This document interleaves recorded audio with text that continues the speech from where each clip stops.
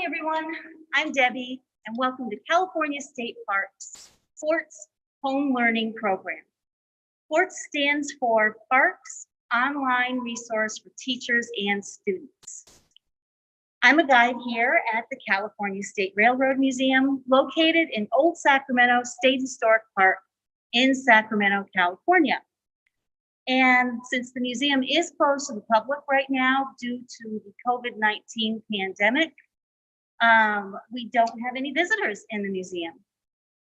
Right now, I'm located about a safe 6-foot distance from my friend and coworker, Lauren. Lauren, would you like to say hello to everybody? Hi, everyone. Good morning. Thanks for joining us. Thank you, Lauren. And as I said, we're a safe distance apart. So I'm actually going to take off my mask here so that you can hear me better and we can communicate a little bit better. But we're being safe. So thank you. Well, today's topic is snow. And actually, this is a very important topic that we have here in Sacramento. We don't have snow in Sacramento, but just about an hour's drive away from here is the Sierra Nevada mountain range. And they get a lot of snow up there. We'll be talking about the Sierra Nevada. We'll be talking about the connection of building the Transcontinental Railroad and the snow. And you notice this person right here that I was striking a pose with earlier. His name is Arthur Brown. He's wearing his face mask too. And you can see that he's actually shouting some instructions to someone. So we're going to learn all about that, as well as this Sierra cement, the famous or infamous Sierra cement. And then when we're all through with that, we're going to do a craft of making some pretty paper snowflakes. So, but before we move on, I want to know just a little bit more about who you all are. And let's see, how many people do we have signed up to join us today? Let's see, I see 46 people. Wow, okay, so Lauren says we have 46 people. Now you notice at the bottom of your screen, there's a little hand there. I'm gonna ask you a few questions, and if you wanna respond with the hand, that would help me know who you all are. Since I can't see you, you can see me. First of all, how many people here live in California? I see we're at 13, 16, 20, 23. Going, okay. So we have, so far we have about 23 of you live in California. Good. All right. My next question, how many of you live in a state other than California? 2, 3, 5. Stopped at 5. Okay, we have at least 5 people who live outside of California. And my other question is, how many people actually live in a different country? Nope. Everybody's here from the United States of America. My last question is, how many docents do we have actually visiting us today? Because I know we have a big docent population who wanted to check in. Looks like 15. 15 docents. Well, that is awesome. Welcome to everybody. And you know what? I think it's time for us to get started. We're going to walk over to the big snow shed over there. And I'm going to start this story at the very beginning, which I think is a very good place to start. And that story begins with a man named Theodore Judah. Theodore Judah was a brilliant young civil engineer.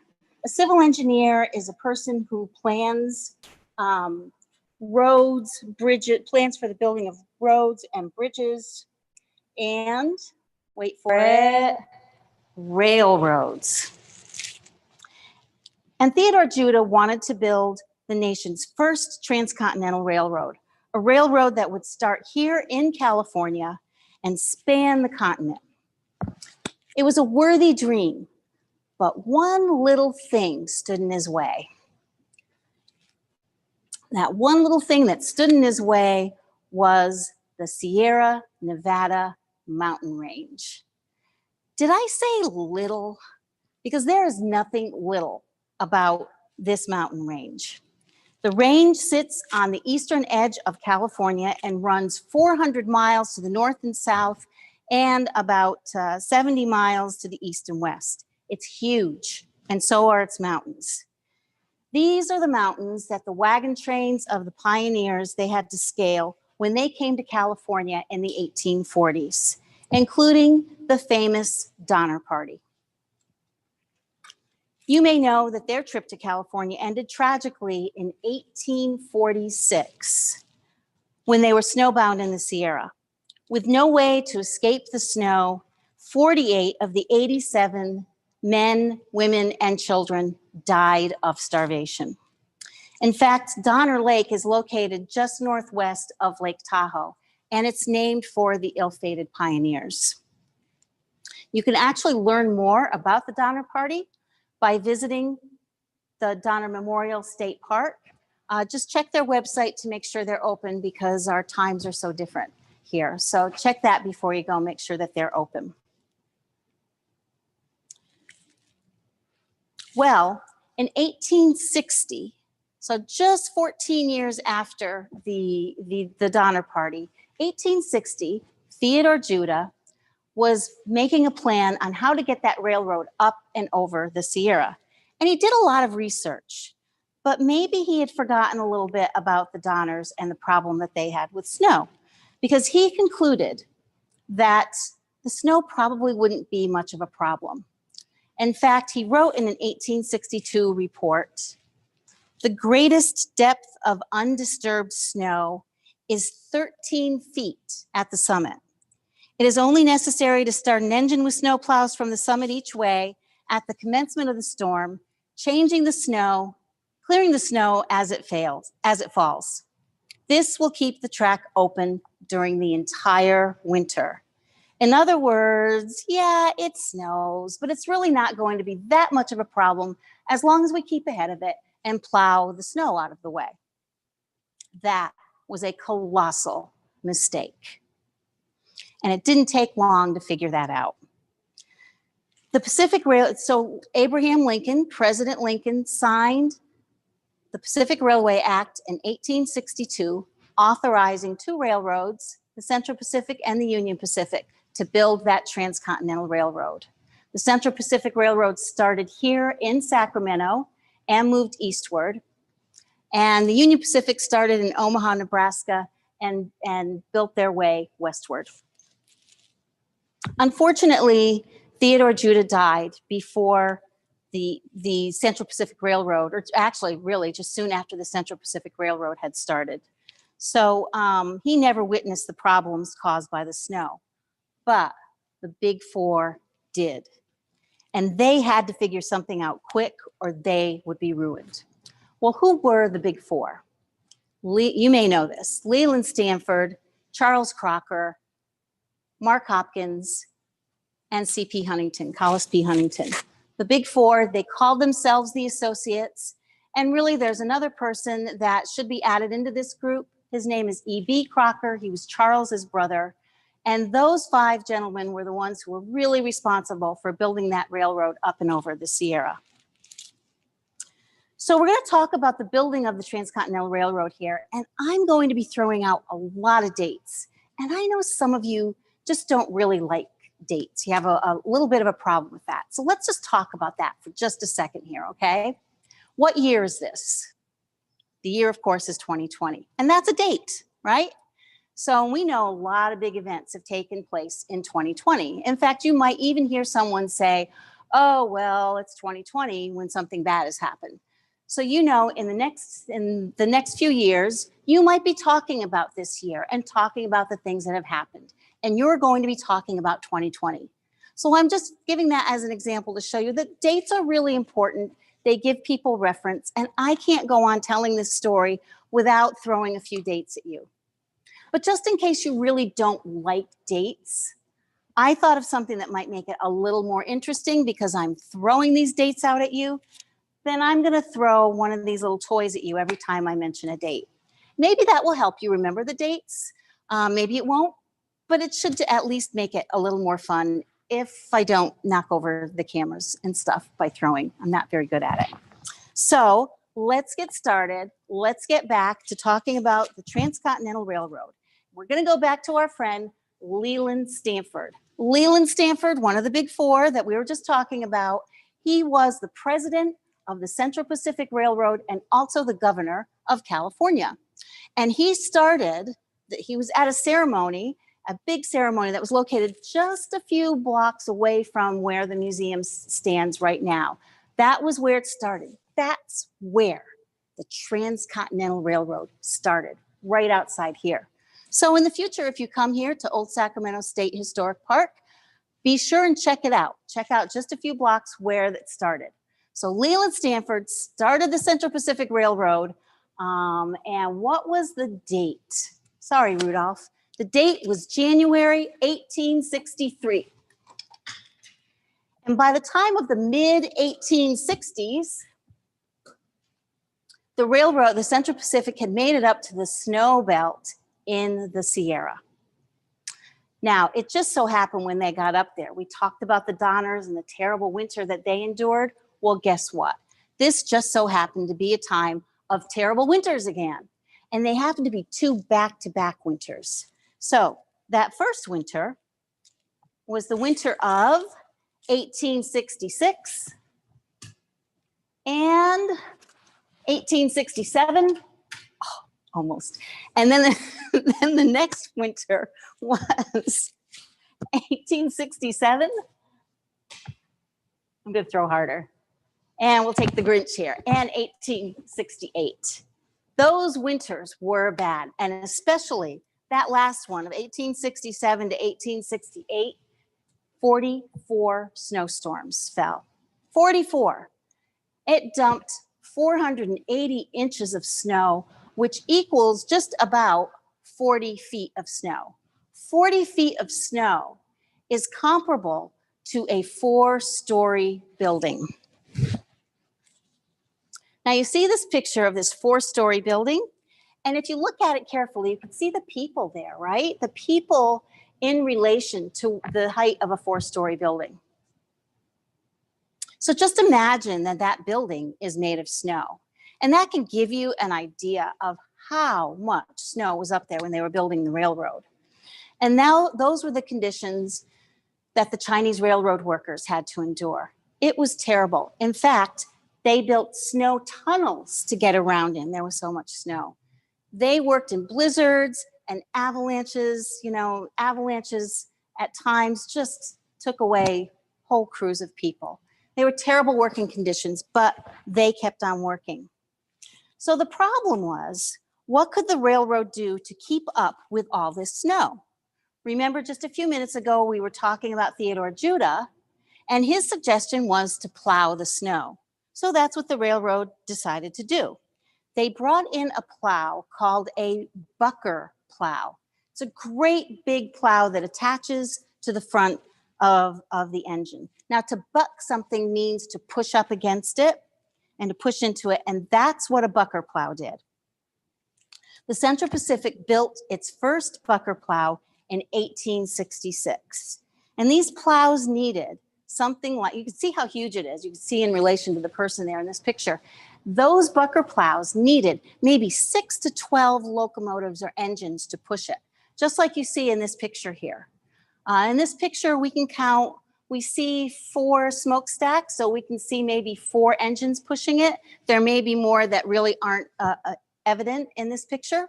The next picture is one that I happen to really love, because you can see it's taken from a distance, and you can see at the very, very front, you can see the plow, but count how many smokestacks there are behind that.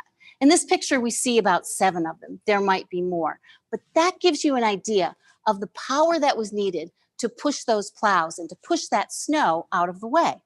Well, eventually, the bucker plow just got to a point where they rammed into snow drifts until it could go no further. And then what did they have to do? Well, they brought in men with snow shovels to clear the tracks. It really required a huge force of men, hundreds, sometimes thousands, to shovel the snow in the Sierra.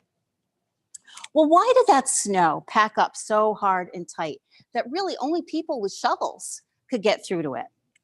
2 words: Sierra cement. What is Sierra cement?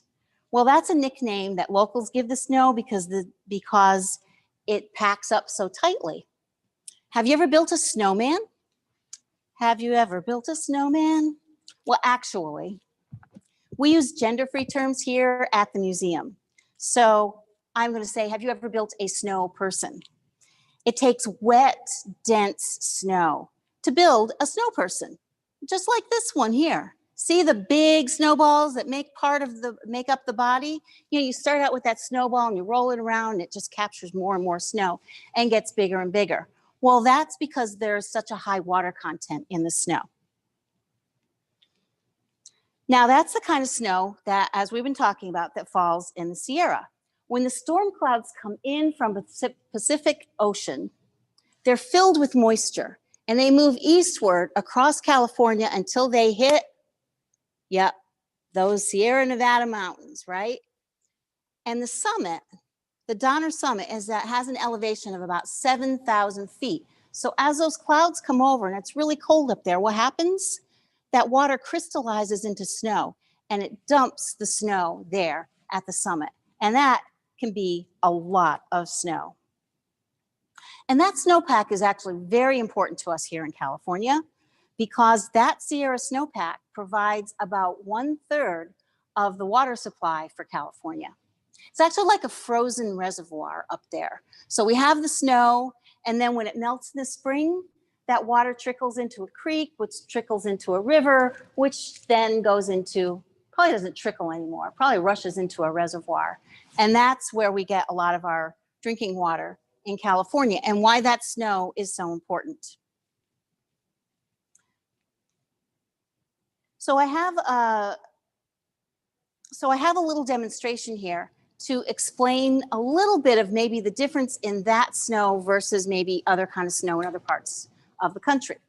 And Lauren's going to show you actually some simulated snow that we have here, because I don't have real snow because it doesn't rain in Sacramento. So the snow that Lauren's showing you is showing that heavy water, that Sierra cement, that heavy water content snow. Now there's another type of snow that is a lot drier, right? And a lot of people will call it, you can see it's kind of flaky, our simulated snow here. And this is the kind of snow that skiers love because that's powder, and it has doesn't have as high, thank you, Lauren, and it doesn't have as high of a water content. So my little demonstration here is just to show you why that Sierra cement is so important to us. And what I have here on this side of the table is that heavy snow, right? And I have 1, 2, 3, 4, 5, 6. I have 7 cups of this snow. Now, if I were going to take that and melt that down, all of that snow would then equal about a cup of water. Now let's come over here, right? And we have all of this powdery snow. It's drier snow. But you can see that I have a lot more cups of snow here. In fact, I have 15 cups of snow. So if I took these 15 cups and melted it down, that too would yield just about a cup of water. But you can see the big difference here. You can see the difference between just 7 cups of snow yielding a cup of water versus 15 cups yielding a cup of water. And that's the kind of snow, this is the kind of snow that they had to deal with up in the Sierra. So if plowing didn't quite work, right? The bucker plow that pushed and packed all the snow together. And so if that wasn't working, they knew they had to come up with a different idea. And this is where my friend Arthur Brown comes in. Remember him? He's standing right over there. Arthur Brown was the superintendent of bridges and buildings for the Central Pacific Railroad. And you know, the Big Four came to him and they said, Arthur, we have a big problem. We've got to get the trains through here on the tracks, and the plowing and the shoveling just ain't going to cut it. What are we going to do? So Arthur was a brilliant man, and he came up with a pretty darn good idea. And I wonder if you all at home might possibly know the answer. What was the answer that Arthur Brown came up with to cover the tracks, to protect it from the snow? Think really hard. What could it possibly be? Yeah, there's something, you know, and I don't know. I'm thinking really hard. What could it be here?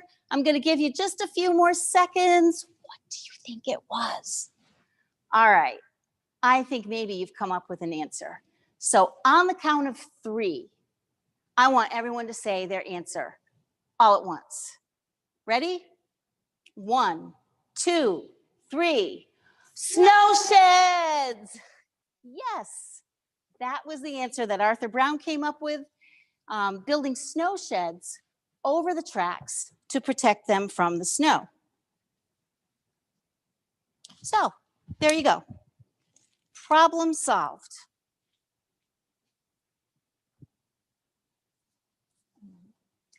There you go. Problem solved.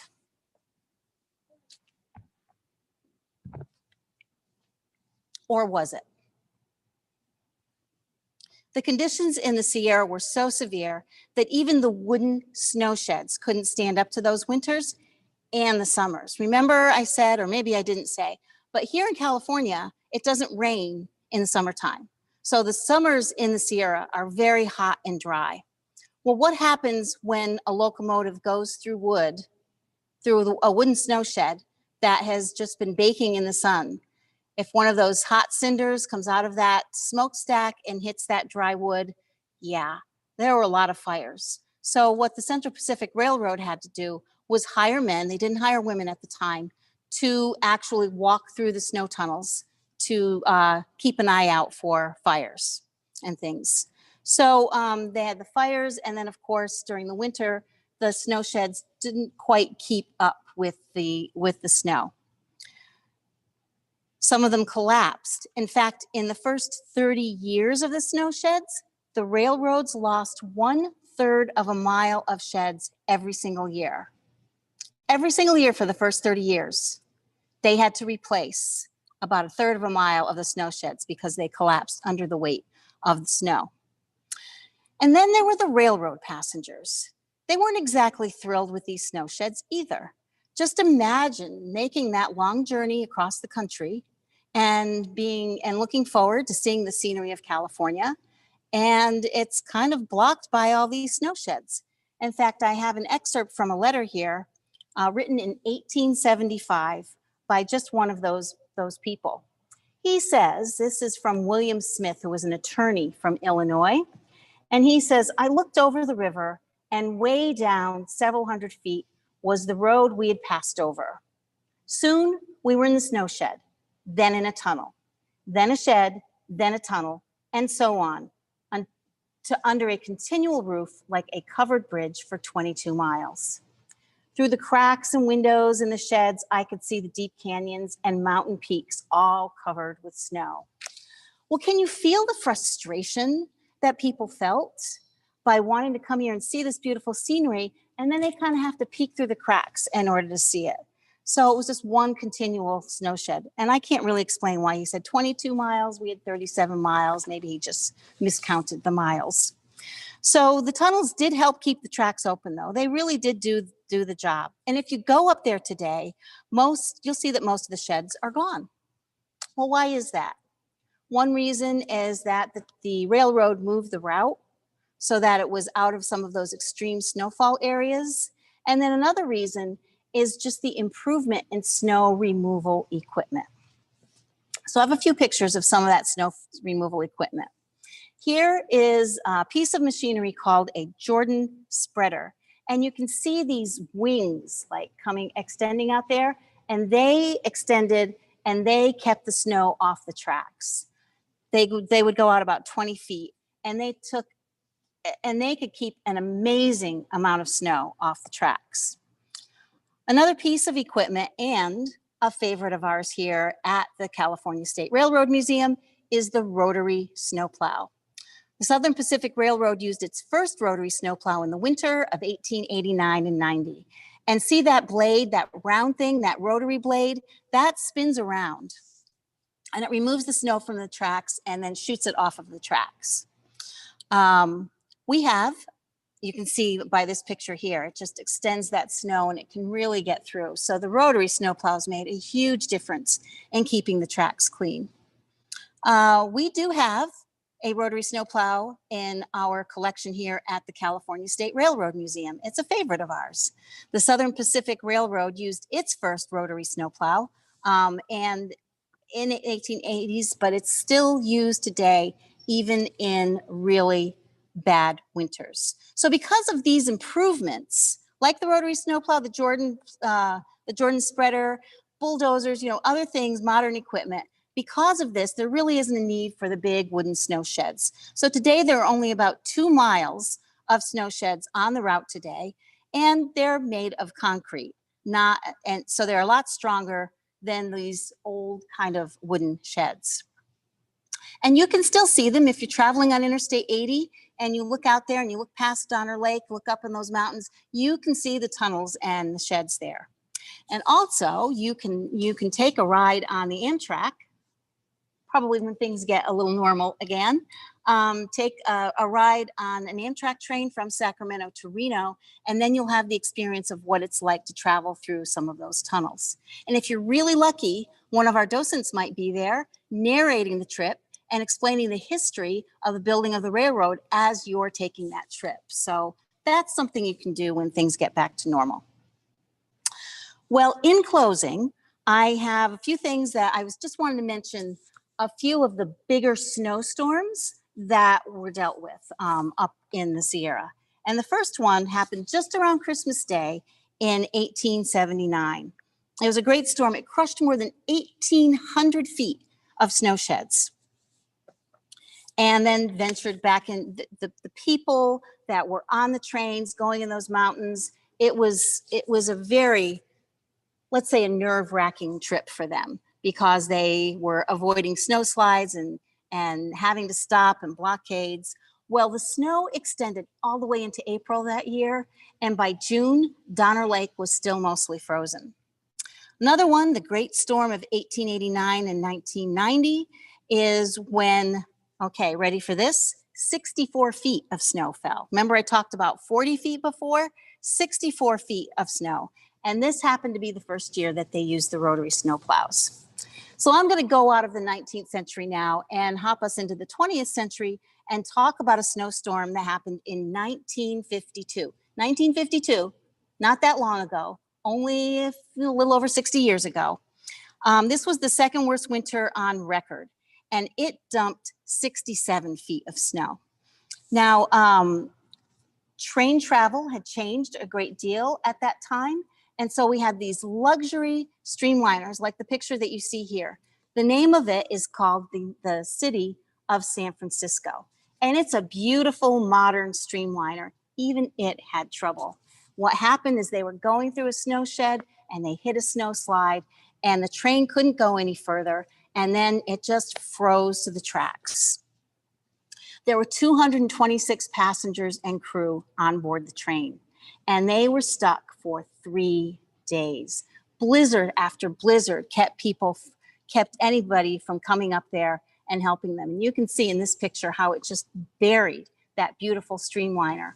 Well, those people, those 226 people, were on that train without heat and without electricity. In fact, they pulled the curtains off the windows, just anything that would help them keep warm.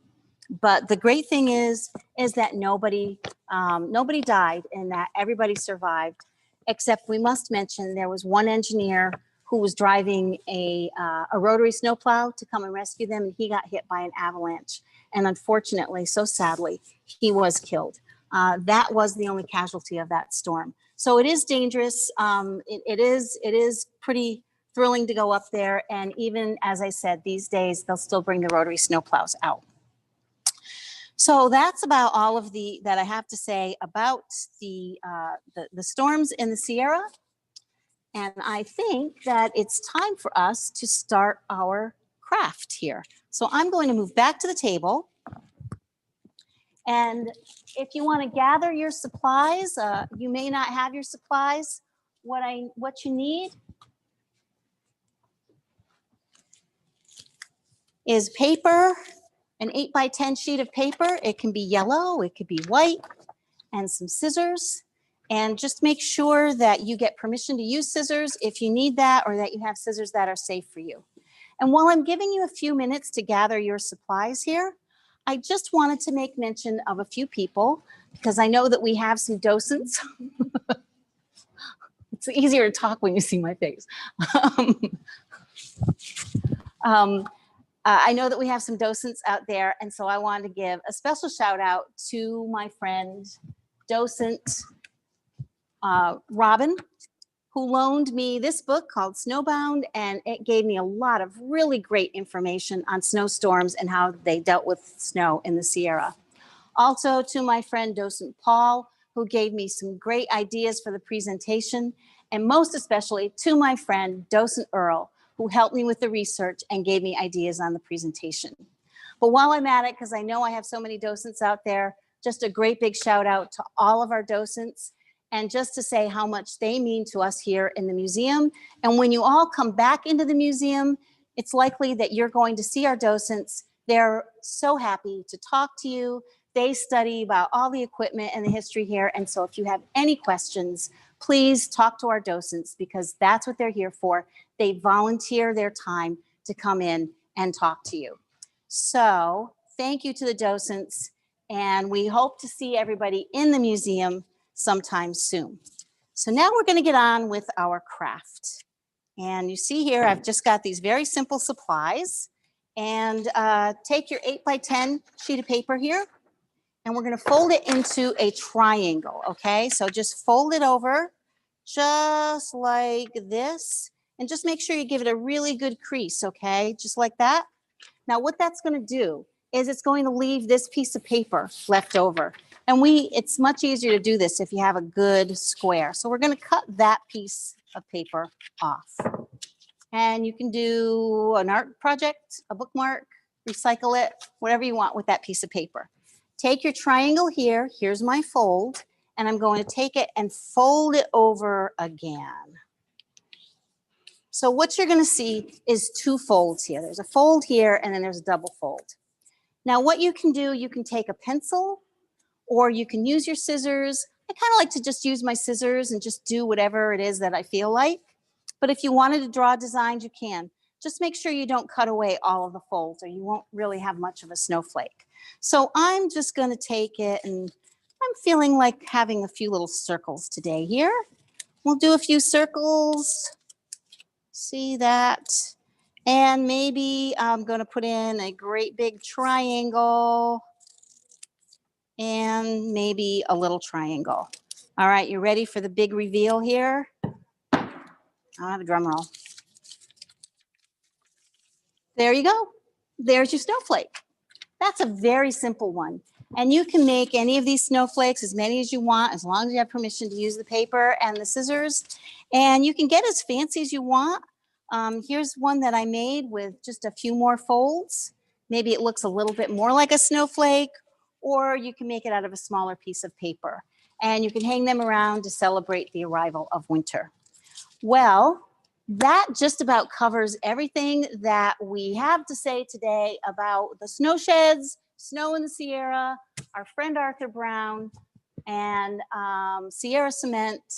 And I hope that you learned something, and I hope that you had a really fun time. I had a fun time talking to you. So goodbye, everybody, and please, please stay safe out there.